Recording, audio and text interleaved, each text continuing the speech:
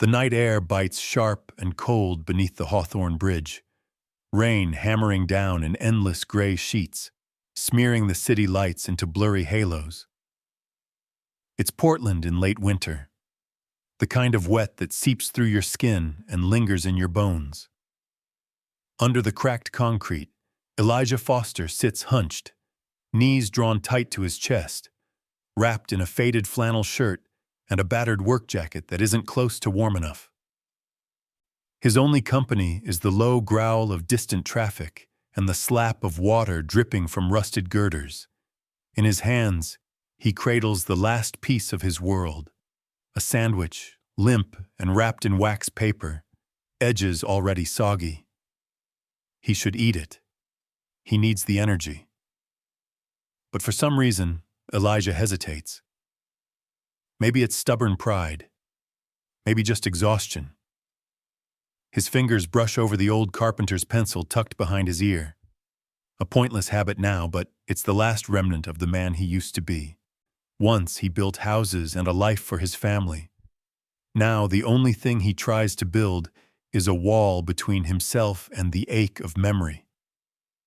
A shiver runs through him. As he looks up, he senses a presence, a shadow, darker than the night, just outside the cone of light from the highway above. Elijah stiffens, heart pounding. The shape moves, hesitating, then emerges into view. A large German shepherd, soaked to the bone, one ear torn, amber eyes fixed on him with a mixture of hunger and wariness. The dog limps, favoring his right leg, but his stance is proud. No collar, no tags, just a faded strap and the outline of ribs under fur. They stare at each other, two strangers circling the edge of trust. Elijah's first instinct is to turn away, maybe shout. He's seen enough strays, enough desperate faces, human and otherwise, scrapping for scraps beneath the bridge. But something in the dog's eyes stops him. There's no growl, no teeth, just an exhaustion that mirrors his own. They are both, in a way, invisible in this city. Survivors of storms no one else sees. Minutes drag by. The rain intensifies, a relentless drumbeat. Elijah's stomach growls, loud and lonely. He breaks the silence, voice rough from disuse. "You hungry too?" The dog shifts, ears twitching.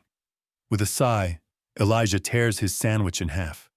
It's not generosity, it's recognition. He holds the piece out, palm open and steady. The shepherd hesitates, muscles taut, then inches closer.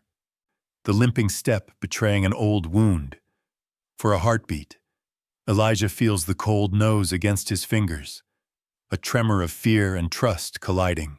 The dog snatches the food, but doesn't run. He sits back, chewing, keeping those wise, wounded eyes locked on Elijah. Elijah lets out a breath he didn't know he was holding. For the first time in weeks, he's not entirely alone. He pulls off his jacket, wringing it out, then glances at the dog, shivering violently. On impulse, he drapes the jacket over the shepherd's back, awkward but earnest. The dog doesn't protest, just sinks into the makeshift warmth, eyes softening. "Guess we're in this together tonight, huh?" They huddle close, sharing what little heat they have.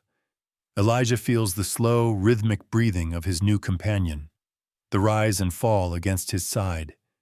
The city keeps moving above them, horns, sirens, laughter, all just out of reach. Down here, time moves slower. The world has narrowed to two souls and the hush of rain. Elijah's mind drifts back to a small kitchen, the laughter of his wife, the morning light slanting through a window. Grief is a physical thing, a weight pressing against his ribs. But tonight, with the shepherd pressed close, the ache eases just a little. He whispers into the darkness, voice barely audible over the rain. "You got a name, buddy?" The shepherd doesn't answer, but the silence feels different now. Not empty, just waiting. As dawn creeps in, gray and unkind, Elijah dozes off.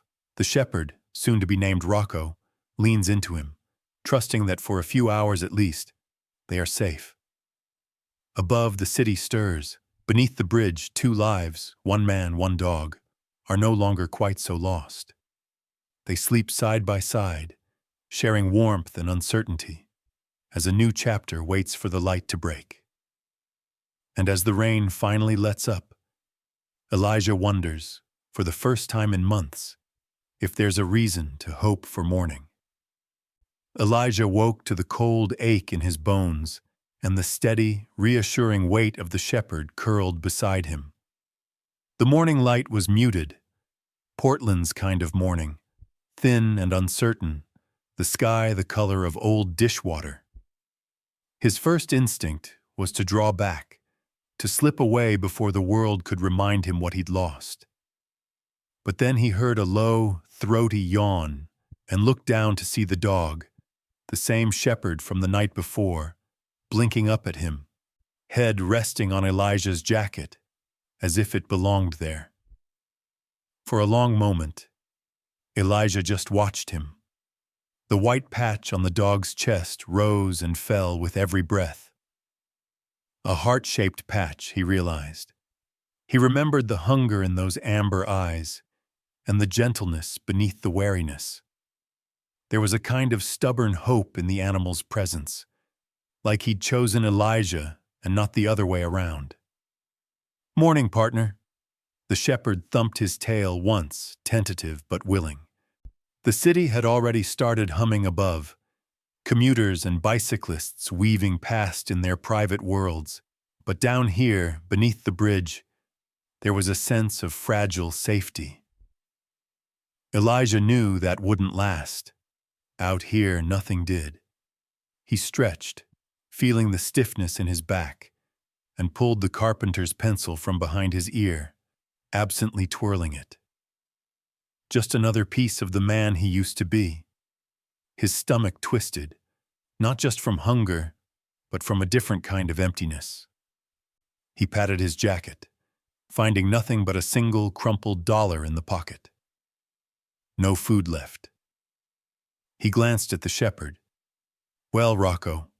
He tried the name and it fit, just felt right.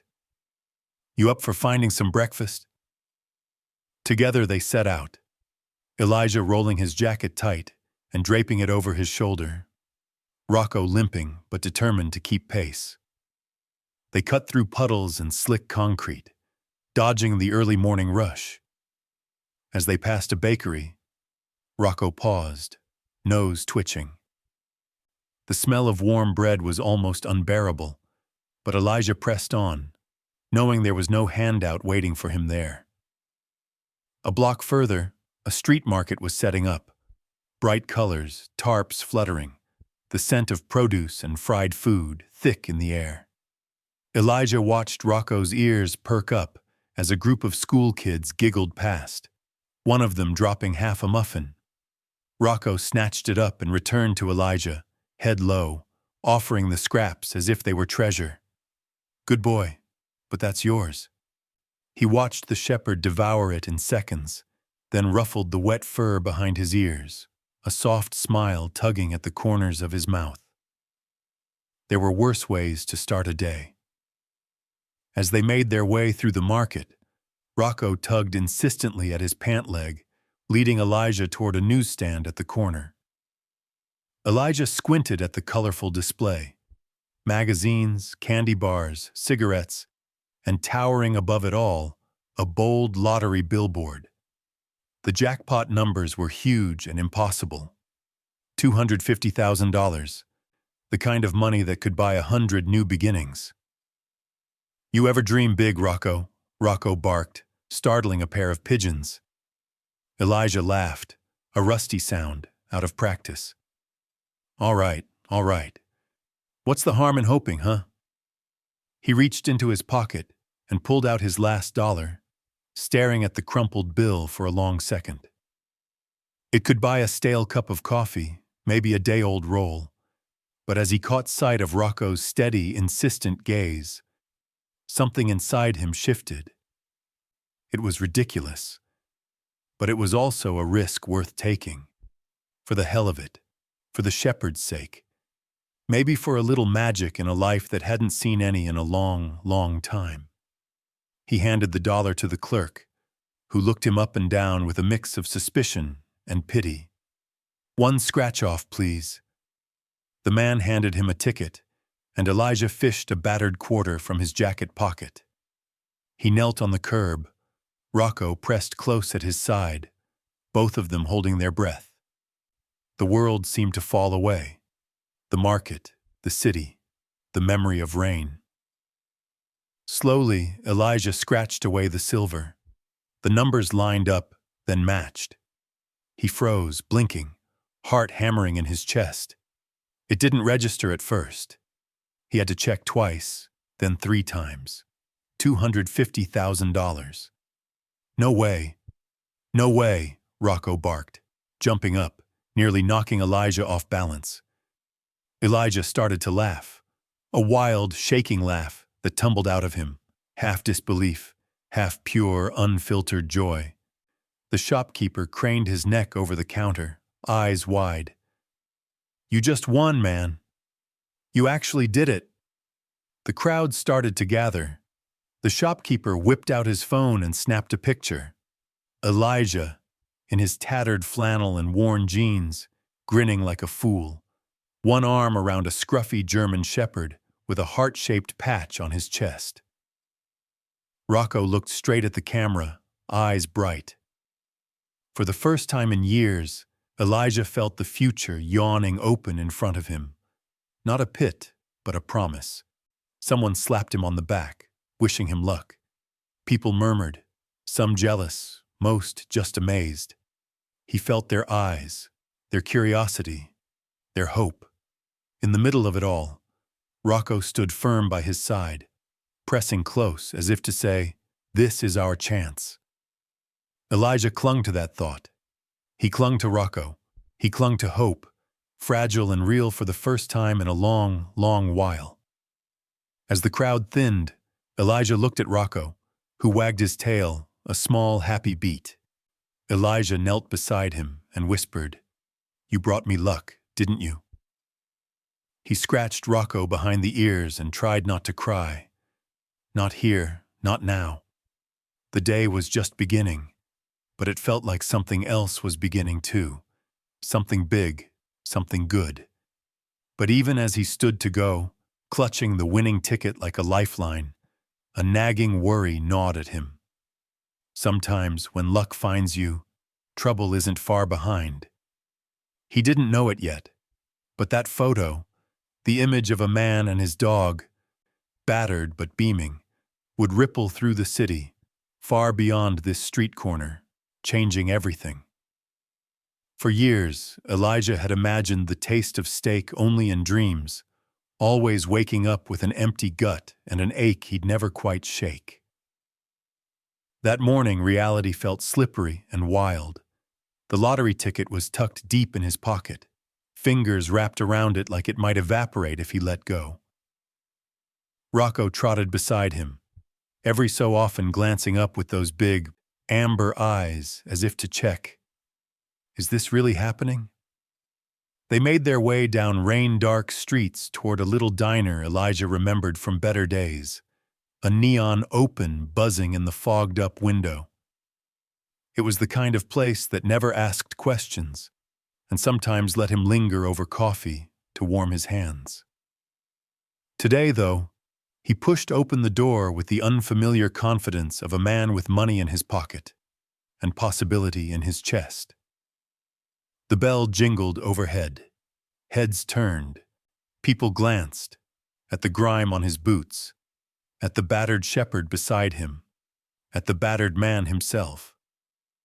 Elijah straightened his back and tried not to care. For once, he wasn't here for pity.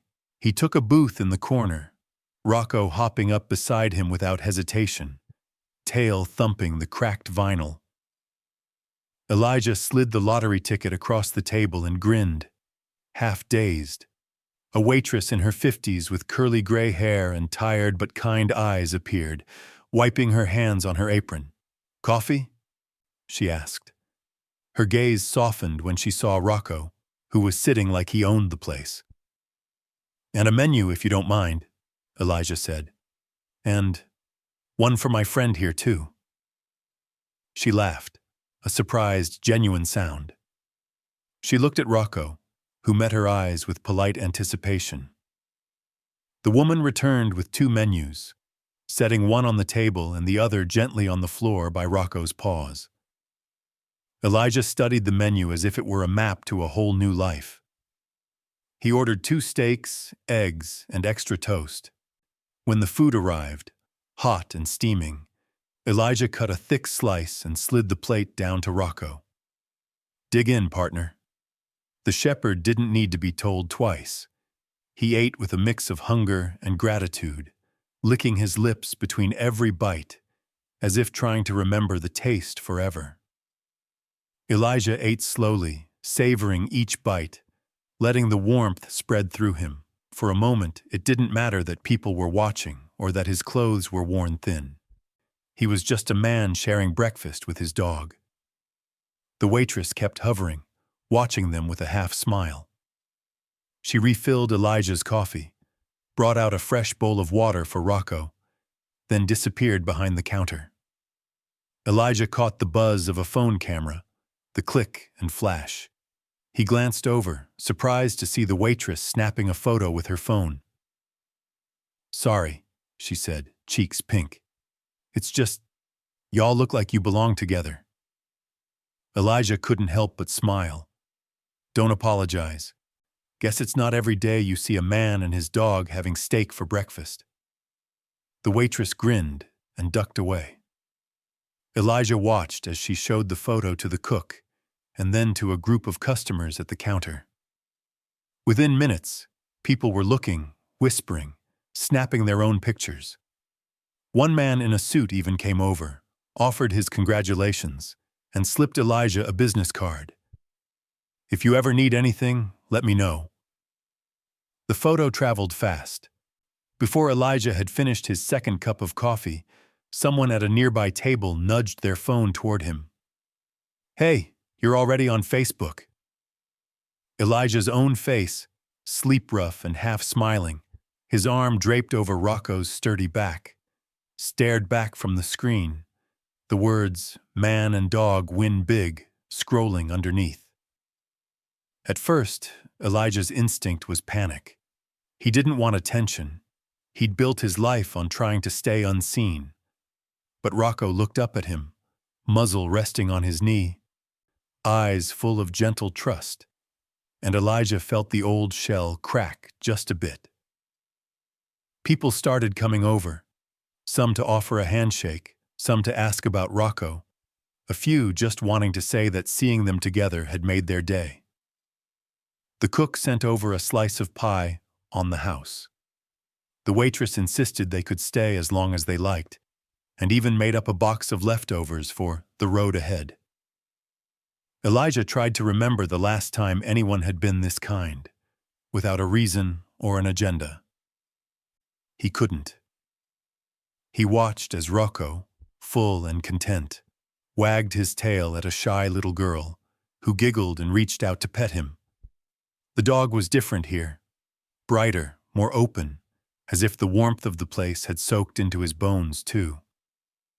He finished his meal, left a tip bigger than he'd ever dreamed possible, and stood to leave. The world outside looked different now, still gray and wet, but shot through with possibility. As they stepped back onto the sidewalk, the waitress called after them.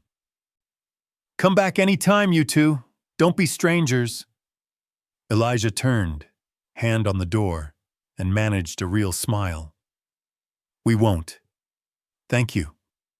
The photo would travel faster than either of them could imagine, spreading across Portland, then further.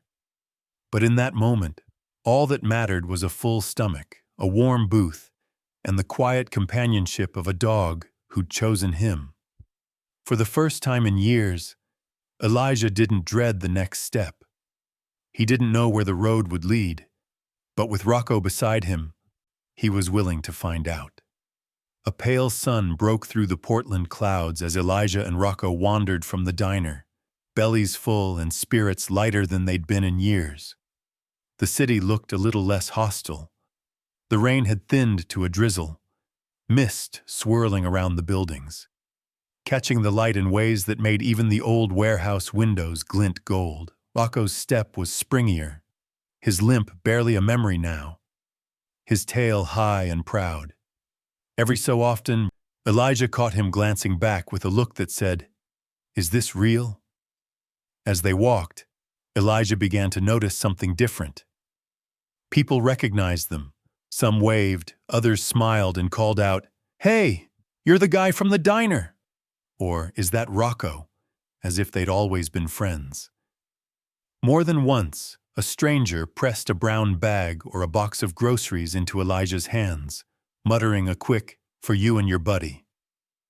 At first, Elijah tried to refuse, awkward and embarrassed, but Rocco would nudge him gently, his eyes clear and insistent. Elijah learned to accept the kindness, not for himself, but for the shepherd who had shared his last crust of bread and his coldest night. The photo from the diner took on a life of its own. It bounced from phone to phone, popping up on Facebook, Twitter, and even the local TV news. People saw the way Rocco leaned into Elijah's side, saw the humble joy in a man who'd lost everything, but hadn't lost his ability to care. It was a story that cut through the noise, a reminder that hope could be found in unlikely places, that you didn't have to be whole to be worthy of love. The city, always too busy, slowed down a little. Kids started showing up under the bridge with treats and toys for Rocco. Retired folks from the neighborhood brought blankets, old coats, even hand-knitted scarves. Elijah met each gesture with a shy thank you and a look of disbelief. How could a single moment, a photo, change the world around him so much? One afternoon, as Elijah tried to organize a growing mountain of donations, a woman in a navy raincoat approached with a quiet urgency. Her eyes were tired but kind, her hands trembling as she extended a paper bag filled with canned dog food and fresh bread. "My husband and I. We saw you on the news," she said softly. "We lost our home last year. If you need anything, please just ask." She handed him a card, Portland Community Animal Shelter. On the back, in hurried pen, she'd scrawled, "Call me, Rachel." Before Elijah could say more than a stunned thank you, she'd turned and hurried away, raincoat fluttering behind her. Rocco sat at his feet, gnawing on a donated bone, completely at ease in this new world. Children came to pet him, their nervous giggles dissolving into laughter as Rocco let them scratch his ears. Older men, rough around the edges, stood nearby, watching the shepherd with grudging respect. The change in Rocco was remarkable. He was cleaner, his fur glossier, his limp less pronounced. He seemed to sense who needed comfort most, always finding the loneliest person in a crowd and pressing close, eyes gentle and knowing. One evening, as the city buzzed with stories of kindness and strangers gathered under the bridge to see the famous dog, Elijah was approached by a heavy-set man in a battered peacoat. He introduced himself as Paul, the director of the local animal shelter. "I know you're probably overwhelmed," Paul said, "but I need your help. The shelter's in trouble. Funds are drying up, and there are too many animals coming in. Too many people who can't keep their pets with nowhere else to go. Folks trust you, Elijah. If you could help us, even just talk to the city about what's happening." Paul's voice trailed off. The truth sat heavy in the air. The city was full of people and animals with nowhere left to turn. Everyone slipping through the same cracks Elijah and Rocco had known so well. Elijah looked down at Rocco, who cocked his head, eyes bright with curiosity. Elijah remembered the way Rocco had crawled through the rain to share a sandwich, the way the city's kindness had found them both when they needed it most. "If you're willing to give us a chance," Elijah said, "maybe we can help each other." Word spread quickly that Elijah and Rocco were stepping in to help. The next morning, Elijah found a group of volunteers waiting under the bridge. Kids with flyers, seniors with thermoses of coffee, a pair of young men with toolboxes and big grins. Someone had painted a sign, "Rocco's Refuge, a place for all." As the days passed, Elijah and Rocco became fixtures in the city's quiet places. Rocco learned to greet nervous children, to comfort anxious elders, to walk patiently beside newcomers who'd lost their way. Elijah, always slow to accept help, found himself changed by the flood of kindness. He learned people wanted to help, not out of pity, but because seeing hope bloom in someone else gave them hope too. For the first time since he'd lost everything, Elijah looked around and saw a community. Not perfect, not always easy, but real. He let himself believe that maybe, just maybe, the kindness that had found him and Rocco was only the beginning. As twilight fell over Portland, Elijah sat on the curb beside Rocco, watching volunteers unload supplies at the shelter. A little boy ran up and hugged Rocco around the neck, whispering, "You saved us." Elijah blinked back tears, heart full in a way he'd almost forgotten. The city's story was changing, one act of kindness at a time. And as the lights of Portland blinked on in the dusk, Elijah knew. Sometimes when you give hope a home, it grows wild and free. Dawn in Portland crept in gray and slow, washing the city in a pearly fog. Elijah stood outside the animal shelter, a battered backpack slung over one shoulder, and Rocco at his side, surveying the old brick building. The shelter was even more run down than Paul had described, paint peeled from the window frames. The fence leaned at odd angles, and hand-painted signs on the door pleaded, "Donations needed." From inside came the restless chorus of barks, yips, and the plaintive mewing of cats. Elijah felt a heaviness in his chest, memories of loss twisting with a strange new sense of responsibility. Paul greeted him at the gate, his eyes bloodshot from lack of sleep but bright with stubborn hope. They shook hands, one rough, one calloused. Paul led Elijah and Rocco through the narrow hallways, past rows of wire kennels. Rocco moved quietly, pausing at each cage to sniff and offer a soft whine of comfort. Dogs pressed hopeful faces to the bars. Cats blinked from the shadows. Elijah listened as Paul explained the situation. Donations had all but dried up since the city had cut funding. Volunteers tried to keep up, but with so many animals and so few hands, the shelter felt more like a sinking ship than a safe haven. "Sometimes," Paul said, voice thick, "I wonder if we're doing any good at all." Elijah recognized the look in Paul's eyes. He'd seen it in his own reflection, questioning if hope was worth the risk. He knelt to scratch Rocco's neck and felt the old carpenter's pencil, still tucked behind his ear. That pencil had once built homes. Maybe it could help rebuild lives. They gathered in the shelter's cramped office, paperwork piled everywhere. Paul handed Elijah the financial statements, and the numbers spoke of desperation. Months behind on bills, medicine running out, repairs long overdue. Elijah stared at the lottery check in his pocket, the ink crisp and final. He made a decision. "I'll cover what you need to keep this place open, but I want one thing in return."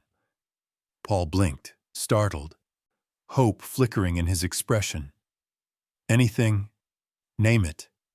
I want this place to be more than just kennels. I want it to be Rocco's Refuge, a real home, not just for animals, but for people who need a second chance, a place where nobody gets turned away for being broken." Paul's eyes filled. He nodded, voice shaking. "Yes, absolutely. Rocco's Refuge. Elijah didn't hesitate. He endorsed the check, the sum large enough to clear every debt and buy months of supplies. It felt strange, like handing away his future. But as Rocco sat beside him, tail wagging, Elijah understood. The future meant nothing if he spent it alone. That day, everything changed. News spread across Portland. The shelter was saved by the man and the shepherd from the diner. People started showing up, not just to drop off food or money, but to volunteer. A carpenter who'd lost his wife, a single mom between jobs, a retired nurse, teens who'd aged out of foster care. They came for their own reasons, but stayed for something larger, something Rocco had awakened in all of them. Elijah dug in, sleeves rolled, teaching anyone who wanted to learn. The old skills came back. How to drive a nail straight, how to sand a door smooth, how to patch a broken fence. The sound of hammers and laughter echoed in the yard as repairs began. Elijah saw men and women who'd been overlooked all their lives stand a little taller with each finished project. Rocco became the heart of it all. He had an uncanny knack for finding whoever needed him most.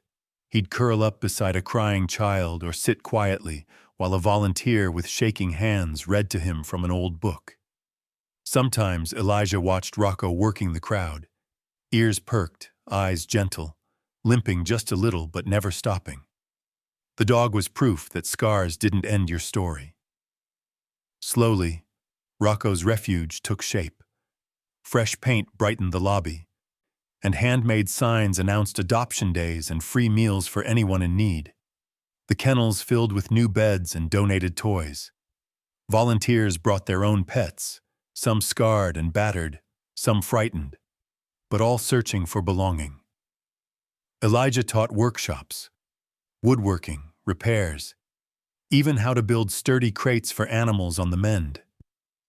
With every day, the shelter felt less like a last resort, and more like a place to begin again. People who had known nothing but loss began to hope for more. They celebrated small victories, a senior dog adopted by a widower, a shy cat finding a home with a patient teenager, a volunteer who'd once been homeless now training others to care for the animals.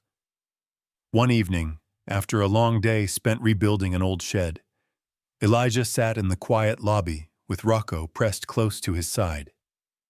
The light was soft, filtering through the new curtains, and laughter drifted in from the yard. Paul came in, carrying a plate of cookies baked by one of the new volunteers. "I haven't seen this place so full in years," Paul said, voice thick with gratitude. Elijah smiled, feeling the tiredness in his bones but also something else, a lightness, a sense of belonging. "That's Rocco for you," he said. "He's got a gift for fixing what's broken." Paul nodded, setting the cookies down on the counter. "So do you, Elijah. You both do." As dusk settled over Portland, Elijah looked around the shelter and saw a home, not just for animals or the forgotten, but for himself. For the first time in years, he was building something that mattered. And out in the yard, volunteers painted a new sign, "Welcome to Rocco's Refuge, a second chance for all."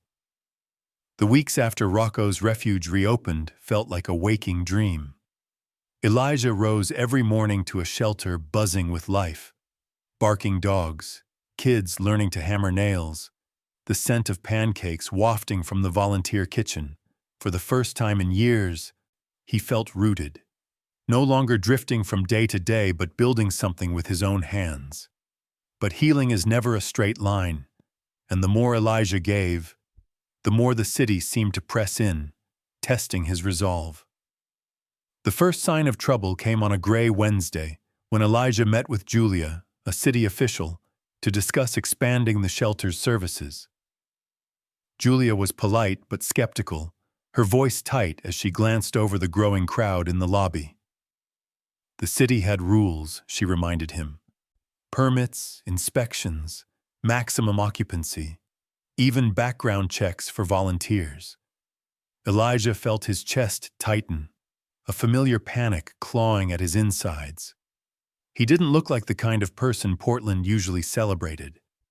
His record was clean, but his address for years had been under the bridge, and the city's eyes were never far away from men like him. But Rocco, as always, had a way of disarming suspicion. The shepherd greeted Julia at the door, tail wagging and eyes warm. Julia knelt to pet him, and Elijah saw the skepticism crack, just for a moment. As the weeks passed, Rocco's refuge became more than a shelter. Elijah used the rest of his winnings, what hadn't gone to saving the building, to rent an old warehouse across town, transforming it into a carpentry workshop. He called it the Second Chance Shop. There anyone could learn.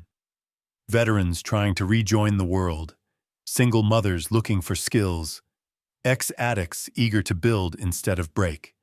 Elijah taught woodworking, basic repairs, even how to use old materials to make new things. The place filled up fast, laughter echoing off concrete walls, sawdust settling on hopeful faces. Rocco was there for every lesson. He greeted newcomers at the door. Nervous teens, tough men with tattoos, a woman just released from a shelter herself. Rocco's gentle presence soothed raw nerves. Sometimes he'd nudge Elijah as if to say, "This one needs a little extra patience." It wasn't magic, but it was something close. Yet not everyone in the city believed in second chances. Julia returned with a new official, Mr. Hensley, who looked at Elijah's operation with a calculating eye. "You're making a lot of changes fast, Mr. Foster," Hensley said, eyeing the walls, the volunteers, the motley crowd of workers. "Some people are worried you're not qualified to run this kind of place. And there have been reports, complaints from neighbors about noise, about vagrants loitering in the area." Elijah's hands tightened on his carpenter's pencil. He saw his old life, the one where hard work always seemed to fall just short, closing in. He glanced at Rocco, who sat calmly at his feet, gaze unwavering. "You're welcome to inspect anything," Elijah said quietly. "We keep records. Everyone here has a job to do and a reason to be here." Hensley was unmoved. "We'll be back with the building inspector. Until then, you might want to keep things quiet." It would have been easy to give in, to let fear and old shame drive him back into the shadows. But that night, as Elijah closed up the workshop, he found a young man waiting outside, shoulders hunched, eyes wary. He said his name was Micah, and he'd just lost everything to a scam. Someone had promised him a room for a fee, taken his money, and disappeared. He'd been sleeping in his car for weeks. Rocco trotted over and sat beside Micah, pressing his head into the young man's shaking hand.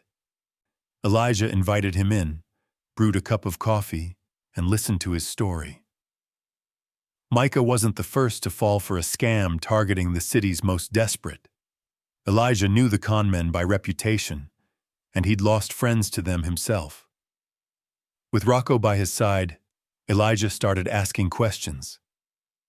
Soon, a picture emerged, a group exploiting the homeless, selling fake permits and rooms that didn't exist, preying on those who had nowhere else to go. Elijah wrote down names, locations, and called Paul at the shelter. Together, they started spreading the word, warning others to be careful, and quietly alerting the police. But word got out that Elijah was stirring up trouble. The scammers sent a couple of men to the shelter one afternoon, demanding he back off. Tension hung in the air as Elijah faced them down, Rocco bristling at his side. Elijah's voice was calm but unyielding. "You picked the wrong place to mess with," he said. "We protect our own here." The men left, muttering threats. But Elijah stood firm. That night, volunteers rallied around him, refusing to let the shelter or workshop be intimidated. As the city's inspection loomed and the scammers tried to frighten him off, Elijah felt the pressure mount. The Second Chance shop could be shut down with a single stroke of a pen. The future of Rocco's refuge, the future of everyone it now sheltered, hung in the balance. Late one evening, after the last volunteers had gone, Elijah sat alone in the workshop, Rocco curled up by his feet. Sawdust sparkled in the slanting light, and the city hummed beyond the window. Elijah closed his eyes, feeling the old pain of uncertainty and the new weight of hope. He wasn't just fighting for himself anymore. He was fighting for every lost soul who'd found a home here. For Rocco, for Micah, for the kids building their first birdhouses, for the veterans fixing a broken window and, maybe themselves. A single bark echoed through the empty space. Sharp, defiant. Elijah smiled, heart steady. No matter what came next, he wouldn't run. He'd built something new here, and he wasn't about to let it be taken away. Elijah stood on the threshold of the Second Chance shop, the morning light slicing through tall warehouse windows, pooling gold over sawdust and half-finished tables. The nervous hum in the air was palpable. Today was Rocco's day, the first citywide event he'd ever organized, and every volunteer in the shelter was moving with purpose. Flyers were taped to street lamps, announcements posted online, word of mouth spreading like wildfire. For days, Elijah hadn't slept well, haunted by city inspections, neighborhood complaints, and the memory of those menacing faces at the shelter gate. But he'd made a decision. This wasn't just about saving a building or a program. This was about telling the city, no, telling the world, that every soul here mattered. He knelt beside Rocco, running a hand through the shepherd's soft fur, feeling the steady heartbeat beneath. The dog seemed to sense everything. His ears perked, gaze gentle but sharp. Rocco pressed his head against Elijah's arm, a silent promise. We're in this together. The doors opened at noon, and a river of people flooded in, some anxious, some curious, some just needing a safe place to belong for a few hours. The air buzzed with laughter, nervous chatter, the sharp tang of coffee and chili simmering in slow cookers lined up on a table. Old friends embraced. Strangers shook hands. Children tugged their parents toward the shelter's play corner, where Rocco presided like a benevolent king, his heart-shaped chest patch drawing giggles and tentative hugs. Elijah moved among the crowd, answering questions, showing off the workshop's latest projects. He watched as volunteers helped a single mom assemble a bookshelf for her new apartment, as an elderly man coached a shy teenager through his first attempt at carving a piece of pine. The sense of belonging, of pride, was infectious. At 2 o'clock, Elijah took the makeshift stage, cleared his throat, and looked out over the sea of faces. He saw veterans in donated coats, grandmothers holding dogs on mismatched leashes, men and women who'd been invisible on the city's sidewalks now shining in the gentle light. Elijah's voice shook as he spoke. Not with fear, but with feeling. We built this place because we know what it's like to be left behind, he said. But we also know that when we come together, when we fight for each other, miracles happen. A hush fell, broken only by Rocco's steady breathing at his side. A young man named Luis stepped forward, clutching a faded photo. He spoke about losing his home after an injury, about sleeping on buses until he found the shelter. His hands trembled, but his voice grew stronger with every word. I thought nobody saw me anymore, he said, eyes shining. But when I met Elijah, when I met Rocco, I started to believe in people again. In myself, too. The crowd erupted into applause, tears glinting on cheeks all around the room. Elijah's own eyes blurred. He knelt beside Rocco, who licked his hand once, reassuring and calm. Suddenly, in the middle of the applause, a sharp cry rang out. A tall, haunted man stumbled into the crowd, panic in his face. A veteran, Elijah realized, lost in a tide of noise and memory. Rocco was there in an instant, weaving through legs, pressing his side against the man's knee, grounding him with quiet presence. The veteran collapsed to his knees, sobbing, hands tangled in Rocco's fur. The crowd fell silent, moved by the dog's simple, unshakable compassion. Someone whispered, "He's a hero." Someone else snapped a photo. The moment passed between them all, electric and raw. Proof that kindness, not grand speeches, changed the world. Elijah took a deep breath, then saw Councilwoman Peters approaching, clipboard in hand, face uncertain. She was the one who'd threatened to pull the shelter's permits if things didn't return to normal. Now she was here, seeing the faces, hearing the stories. Elijah wiped his hands on his jeans and stepped forward. "Councilwoman, thank you for coming. I hope you see what this place means to the city." She looked around, at Rocco, at the crowd, at the trembling veteran now being comforted by two other volunteers. For a long moment, she said nothing. Then, to everyone's shock, she stepped onto the stage. "I came here to evaluate a facility," she said, voice cracking with emotion. "But I see something more. I see hope. I see dignity. I see Portland at its best." The room exploded in cheers and hugs. Elijah felt his knees weaken in relief. Peters leaned down and scratched Rocco behind the ears, whispering, "Good boy." The momentum grew. That afternoon, donations poured in. Boxes of food, checks from local businesses, even envelopes of crumpled bills from people with hardly enough themselves. News crews arrived, snapping pictures, beaming stories live to every home in the city. Elijah and Rocco, once ghosts beneath the bridge, now stood at the heart of a movement. As dusk approached, Elijah sat on the steps of the workshop, Rocco beside him, watching as families lingered, swapping stories and plans for tomorrow. The old fears of losing everything, of failing the ones who counted on him, began to loosen their grip. He looked down at Rocco, eyes full of gratitude. "We did it, buddy," Elijah whispered. "Or maybe we're just getting started."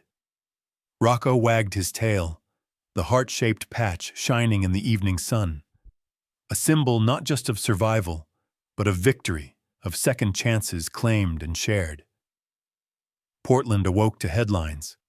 The local news was all Elijah and Rocco, Rocco's day, and the wave of hope rippling through the city. Photos of the German Shepherd, metal glinting against his heart-shaped patch, spread online, shared by families who'd visited the shelter, by teachers, by children who'd drawn him in crayon and taped their artwork to the shelter windows.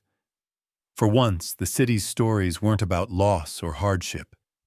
They were about a man and a dog who'd pulled each other from the shadows and made room for everyone else to find the light. The mayor's office called early, asking Elijah to bring Rocco to a special city ceremony in the park. Elijah almost said no. He didn't crave attention, and crowds still made him uneasy, but Paul insisted, and volunteers spent the morning brushing Rocco's coat until it gleamed, smoothing Elijah's collar, pressing a suit jacket into his hands. They arrived at the park as a sea of people gathered under banners fluttering in the breeze. "Thank you, Rocco," and "Second chances for all." Elijah spotted children holding hand-painted signs. The woman from the animal shelter who'd first reached out to him was there, tears in her eyes. Julia, the skeptical city official, smiled and gave him a thumbs up. Councilwoman Peters stood near the stage, now an advocate, not an adversary. When Elijah and Rocco walked up to the podium, a hush fell. The mayor shook Elijah's hand, then knelt to slip a blue and gold medal around Rocco's neck. The dog stood perfectly still, dignified, letting a little boy reach up and pat his nose. "Today," said the mayor, "we recognize more than just a hero dog. We honor the spirit of resilience and the power of community. Elijah Foster and Rocco have shown us that one act of kindness can change the course of hundreds of lives." The crowd erupted in applause, and for a moment, Elijah could only stand there blinking in the sunlight. He never expected any of this, never expected that hunger and rain and a single sandwich would turn into a city's redemption. He reached for the microphone, searching for words. "I spent a lot of nights under a bridge," he began, voice quiet but steady. "I lost more than I thought I could ever get back. But Rocco found me. He didn't ask for anything, just a little warmth, a little food, a little trust. In helping him, I learned to help myself. And in sharing what we had, the city opened its arms to both of us." His words were simple, unadorned, and they struck home. Heads nodded, eyes glistened. Rocco sat at his feet, wearing the medal as if he'd been born to carry it. The picture of calm. The mayor announced a surprise. The city, inspired by Elijah and Rocco, would create a permanent endowment for Rocco's refuge, ensuring the shelter would always be a sanctuary for people and pets in crisis. Elijah looked out over the crowd, realizing what it meant. No more nights worrying if there would be enough food or heat or hope. No more turning anyone away for lack of funds. Reporters jostled for questions, but Elijah just shook his head, letting the moment settle. Rocco licked a child's hand, posed for photos, and soaked in every gentle touch. Paul, the shelter director, clasped Elijah's shoulder, pride and emotion warring on his face. The celebration rolled on all afternoon. There was music, local bands, high school choirs, the laughter of children chasing Rocco through the grass. Families gathered around him, wanting to thank the dog who'd changed their lives. A woman brought a basket of home-baked dog treats. A boy with a stutter asked if he could walk Rocco around the park. Elijah agreed, watching as the boy's uncertainty faded into confidence with each step beside the gentle shepherd. Julia, once skeptical, now beamed. "You know, Elijah, this is the best thing that's happened to the city in years. You did this." Elijah shook his head, feeling the humility he'd carried since losing everything. "We did this," he said. "All of us." As the sun began to set, families started drifting home. The shelter volunteers packed up tables and the park grew quiet. Elijah and Rocco found a bench near the water, away from the noise. For a while, Elijah just watched the sky change colors, the light shimmering off Rocco's medal. He let the gratitude wash over him. Gratitude for a second chance, for every stranger who'd become a friend, for a city that had learned to see the invisible. Elijah knew there would still be hard days, setbacks, moments of doubt. But for the first time in years, hope felt permanent, a foundation, not just a fleeting spark. He rested a hand on Rocco's head. "You're not just a hero, buddy. You're family." Rocco looked up, tail thumping softly, the heart-shaped patch rising and falling with each breath. Somewhere nearby, a volunteer set out the last box of leftover food with a sign, "Free for anyone who needs it." The legacy of Rocco's refuge was already reaching beyond the park, beyond the city, becoming a call to action for everyone who'd ever felt lost or alone. As darkness settled over Portland, Elijah stood and stretched, feeling the weariness of the day and the steady, warm presence of Rocco at his side. They walked home together, not as strangers in the shadows, but as symbols of everything possible when kindness leads the way. It was late. The city outside hushed, drizzle tapping gently against the workshop's windows. The lights of Rocco's refuge glowed warm in the darkness. Elijah lingered alone at a scarred workbench, calloused hands moving absently over a half-finished birdhouse. Wood shavings curled to the floor, the sweet, earthy scent mixing with coffee and the clean musk of old pine. Beside him, Rocco snored softly, head pillowed on Elijah's jacket, the faint gleam of his metal visible in the lamplight. For the first time in a long while, Elijah allowed himself to slow down. He listened to the thrum of the shelter settling for the night, to the distant laughter of volunteers trading stories in the break room, to his own heart beating steady beneath the faded flannel. He reached for the carpenter's pencil, the same one that had built walls and dreams, and then been shoved behind his ear through every storm. Now, he set it on the workbench and drew a scrap of paper from a drawer. He began to write. Not a list of tasks or a supply order. This was something else, something that had waited years to find words. "Dear Anna," he wrote, the pencil stuttering, "I wish you could see what's become of me." He told his late wife about the man he had become, about the way grief and shame once held him prisoner, and how a battered shepherd with a heart-shaped patch had found him under a bridge and refused to leave his side. He wrote about their first cold night together, about how sharing half a sandwich cracked something open inside him. He told her how kindness had multiplied, rippling outward, meals passed between strangers, hands reaching out to lift up someone else, a city learning to see again. He paused, listening to Rocco's deep, contented breathing. With every line, Elijah's heart eased, a lifetime of regret giving way to a different kind of ache, softer, edged in hope. "I used to think luck was a cruel thing," he wrote, "something handed out in scraps to people who looked the part. But I was wrong. Luck, real luck, is when you choose to care even when you have nothing left. It's a stubborn, defiant thing. It grows every time we share a piece of ourselves with someone else." He remembered the faces, the young mother who'd learned to build a crib for her daughter, the grizzled veteran who now fixed shelter windows and read to frightened animals, the shy teenager who'd taught himself to play guitar on the shelter's old porch.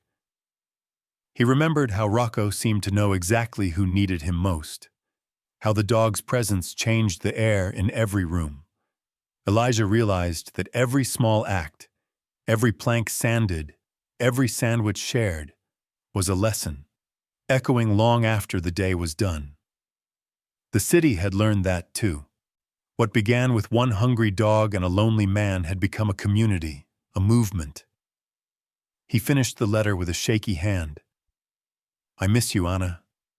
But I'm not alone anymore. I finally found a way to come home." Elijah set the pencil down.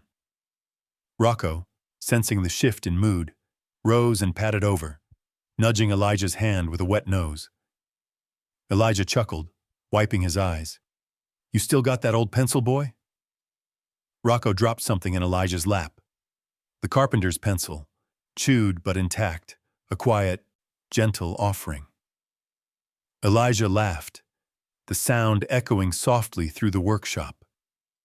He looked around at the shelves filled with handmade toys, repaired chairs, birdhouses built by hands that once trembled with uncertainty. He thought about the stories shared in this place, how one life touched another, each ripple weaving into something stronger than any one person. The real miracle, he thought, wasn't the lottery ticket or the viral fame. It was the way pain could be transformed, not erased, but repurposed, by reaching out, by refusing to give up on each other. He scratched Rocco behind the ears, feeling the sturdy warmth beneath his hand. "You ready for one more sunrise, old friend?" Rocco wagged his tail and rested his head on Elijah's knee. The silence between them was full, of gratitude, of hard-won peace, of something that felt like grace. In that quiet workshop, Elijah understood at last. What they had built together wasn't just a shelter or a community center. It was a legacy, a lesson written in wood and fur and second chances. It was a promise that nobody, no matter how lost or broken, ever had to face the dark alone. He stood, stretching sore muscles, and gazed out the window as the first hints of dawn crept over the city. Lights flickered on across Portland, and Elijah could imagine, just for a moment, the shape of hope growing in homes he'd never see. He didn't need to say a word. Rocco knew the work would go on, as long as someone was willing to pick up the pieces. As Elijah turned off the light and headed toward the door, Rocco followed close, the two of them stepping into the gentle hush of morning, ready, once again, to make the world just a little bit brighter. The sky above Portland was washed in gold and pale pink, a hush falling over the city as night gave way to morning. The rain had finally given up, leaving the streets damp and sparkling, the world remade for just a few quiet hours. Elijah Foster walked side by side with Rocco, their steps unhurried, winding through the waking city toward the park that now felt like home. Rocco's metal chimed softly with every step, a gentle sound that drew smiles from the few early risers passing by. The bench waited at the top of a small hill, just beyond the playground and the old elm tree. It was new, its wood warm and honey-colored in the sunrise. The inscription carved by Elijah's own hand. For those who never give up on each other.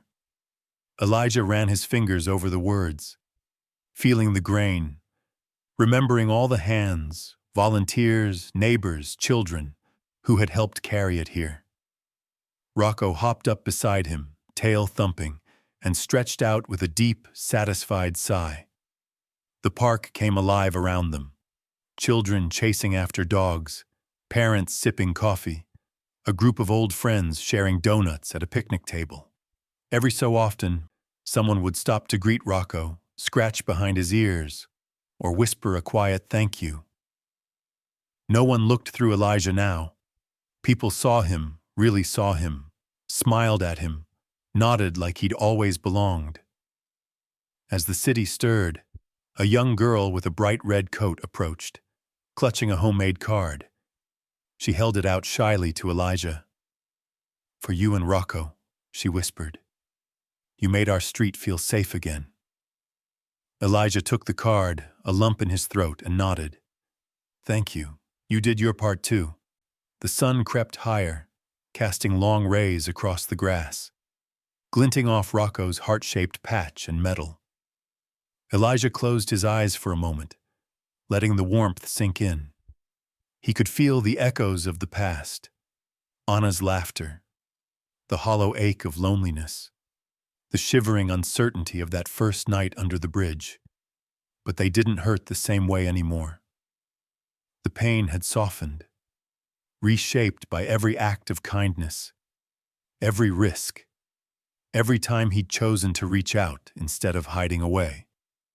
Families gathered near the bench, kids swarming around Rocco. He greeted each one with patient dignity, letting small hands pat his fur, wagging his tail with gentle pride. One little boy leaned in, whispering, "You're my hero."